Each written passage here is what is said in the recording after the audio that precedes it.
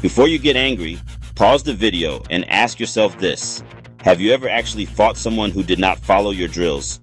Because today, January 8, 2026, we are putting Krav Maga where it almost never lives. Under real pressure, not compliant partners, not scripted knife defenses, a resisting trained opponent who wants to hurt you. And here is the part that makes people uncomfortable. If your system collapses the moment chaos shows up, it was not self-defense. MMA does not care about your lineage, your instructor, or what you paid for your belt. In the next few minutes, one of these systems gets exposed, and if you train in it, you are going to feel personally attacked. Quick reality check, and this is where half of you will click off angry. If your self-defense system cannot function once fatigue, resistance, and uncertainty stack up, it is not for fighting, it is for feeling prepared. Now listen carefully. This does not mean Krav Maga people are weak. It means the system often removes the very thing violence demands, adaptation under pressure. MMA forces failure every round. Krav Maga often explains it away. So here's the line in the sand. Do you want training that feels dangerous or training that survives danger? Because you cannot have both. Krav Maga's street reputation, a reality check. Viral clips and media portrayals often create an illusion of Krav Maga's invincibility, but these scenarios are often highly choreographed or against untrained individuals. The disarm and neutralize narrative is heavily marketed, but the effectiveness against a skilled, resisting assailant in real high-stress situations is often unproven.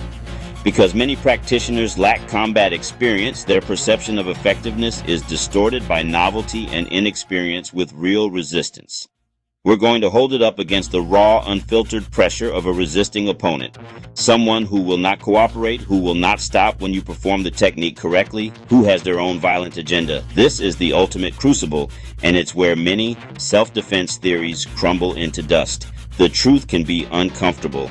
This is going to upset some people. I get it. You've invested time. You've invested money. You've invested faith into a system. It's supposed to be your shield against the wolves. But this conversation is designed to make you think. It's designed to challenge your beliefs, not to attack them without reason. The point isn't to tear something down. The point is to find out what actually works when you're terrified, exhausted, fighting for your life. That's the only metric that matters when the lights go out and you're truly alone. Let's talk about those viral clips. You've all seen them. A Krav Maga instructor effortlessly disarms an attacker holding a rubber knife. A student flips an aggressor who grabbed their shirt. It looks incredible. It looks decisive. But we have to be honest, many of these clips are demonstrations, curated, edited for maximum effect. Short, clean, always successful for the defender. That's not proof. It's a sales pitch. It's a highlight reel, not the game tape. The attacker is often untrained or compliant. Threats come slow, predictable, telegraphed. The defender knows what is about to happen. No surprise, no chaos, no fear. Calm, controlled, sterile. This is a performance. The street is the opposite. Messy, violent, utterly unpredictable. It doesn't care about your choreography. Real violence is an ugly, chaotic storm, not a choreographed dance. Think about a real attack. Sudden, explosive, disorienting. It's loud. People are screaming. Your body dumps adrenaline and cortisol. Heart rate skyrockets. Muscles burn with lactic acid. Tunnel vision sets in. Hands shake. Fine motor skills vanish. Executing a complex multi-step technique then is like threading a needle in an earthquake. These clips sell a dangerous illusion that a clever trick or secret move solves violence. It's a fantasy. Violence is overwhelming pressure. A system that ignores pressure is a house of cards. Impressive until the first gust. You cannot base survival on what only works in a vacuum. To be clear, Krav Maga is not useless. It teaches important concepts. It emphasizes aggression. It targets eyes, throat, groin, places off limits in sport. It drills basic escapes and a survival at all costs mindset. This is valuable. It can help in specific moments, especially against an untrained, surprised attacker. Awareness alone can be a lifesaver. The problem isn't the techniques, it's the methodology. Many schools rely on planned, cooperative drills. Attacker does A, you do B, C, D. Slow, light, compliant. Partners don't change angles, increase pressure, or truly fight back. Smoothness replaces resistance. This builds a false sense of mastery and ignores non-compliance. No attacker will hold politely while you pluck and strike. They're squeezing, thrashing, punching, trying to put you down.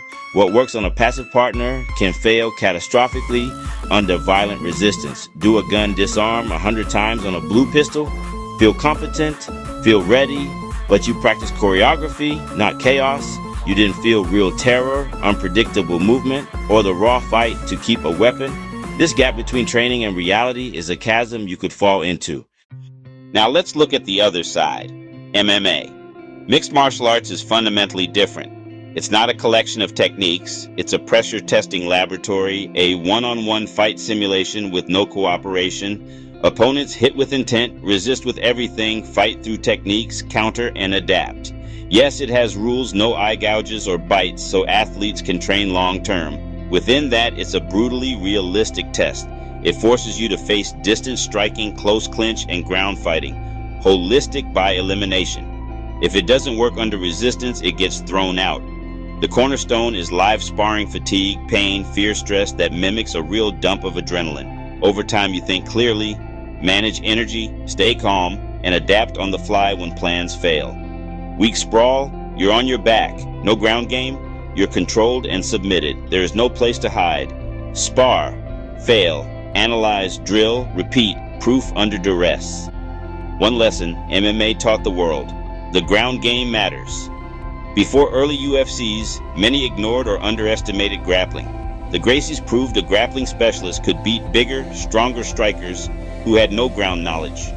Most real fights devolve to chaotic wrestling and end up on the ground. If you don't know what to do there, you can be held, beaten, or choked out. You must control or get back up safely. Many Krav programs touch ground escapes, but often as an afterthought. Ignoring the ground is like learning to swim only in the shallow end. Let's go back to that adrenaline dump. When you are truly scared, your body transforms fight or flight. Heart hammers, breathing goes shallow and rapid. Muscles lock up. Your body preps for life or death. Any system claiming self-defense must prepare you for this. Many Krav classes teach preset chains. If A, do B, C, D. Like memorizing openings, it works only if the opponent plays along. Real fights don't. The moment something unexpected happens, the sequence breaks down. The student is left with nothing. MMA builds adaptability through chaos. Hard sparring forces you to confront adrenaline and fatigue.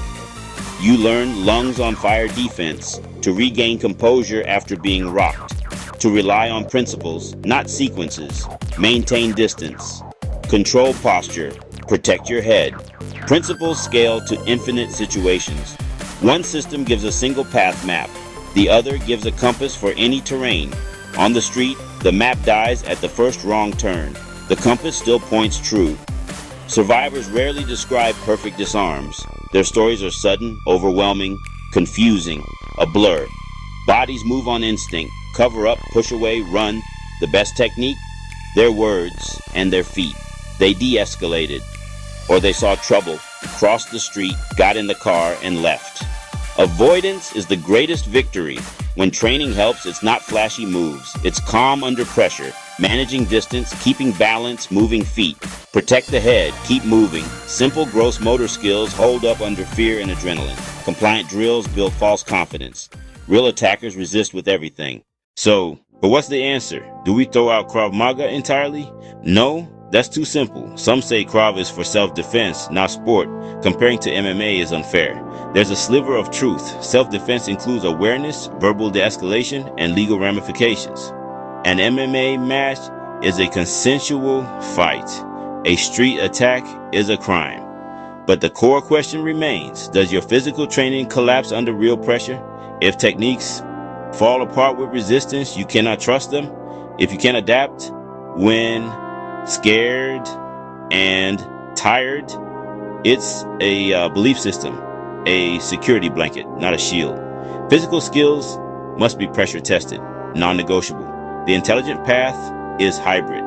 Use Krav for awareness, preemption, simple strikes, but supplement with live resistance, Brazilian Jiu-Jitsu, wrestling, boxing, Muay Thai.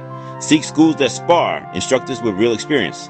Ask, how often do you go live? How do you train ambush, shock, and fatigue? Don't trust slick marketing. Trust pressure testing. Your safety is too important to gamble. Reframe self-defense. Resilience over technique collecting. Train to fail, adapt, and perform under pressure. Control distance. Protect your chin and temple. Move your feet. Manage the clinch. If you hit pavement, get up or control to survive. Practice until it's breathing. The goal isn't to win a fair fight. It's to survive an unfair one and get home alive. Tell us what you think in the comments below. Please like, comment, share, and subscribe. Help us reach 500 subscribers. Want more? Select a video on your screen. I appreciate you.